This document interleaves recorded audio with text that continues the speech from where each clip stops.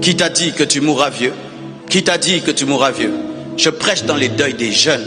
Je prêche dans les deuils des bébés. Je prêche dans les deuils des gens de tous les âges. Nous allons tous les jours dans les deuils. Nous entendons un ami est mort, une amie est morte, quelqu'un qu'on aimait est mort. Mais malgré ça, nous vivons comme si nous n'allons pas mourir.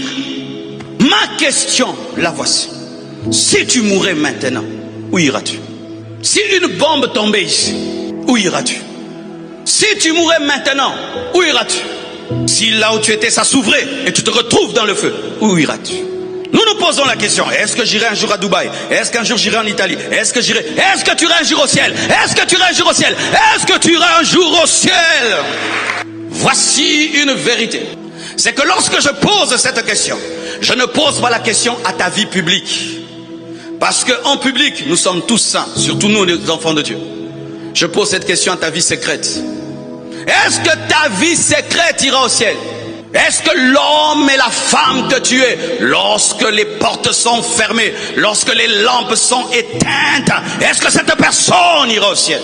Lorsque tu es dans un endroit où personne ne sait que tu es chrétien, lorsque tu es dans un endroit où il n'y a pas de contrôle, il n'y a personne qui te suit, est-ce que cet homme-là, cette femme-là ira au ciel? Pasteur Marcelo, c'est bien, tu fais 3 cultes le dimanche, c'est bien pour les photos, c'est bien pour les vidéos.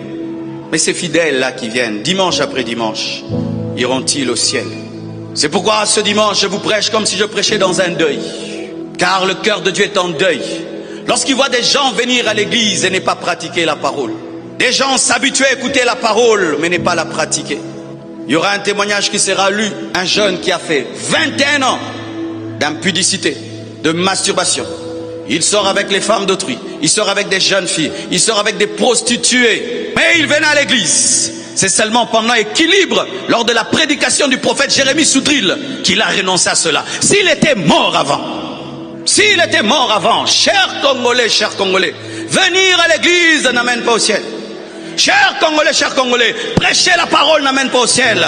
Je n'irai pas au ciel parce que je suis prédicateur. Je n'irai pas au ciel parce que je passe devant. J'irai au ciel si j'ai donné ma vie à Jésus-Christ, qui est le chemin, la vérité et la vie. Si j'ai rencontré le sauveur de l'humanité, si je l'ai reçu, si je marche selon la parole et si je persévère, c'est alors que je le verrai. Ce n'est pas ma prédication, ce n'est pas mon titre, c'est ma communion.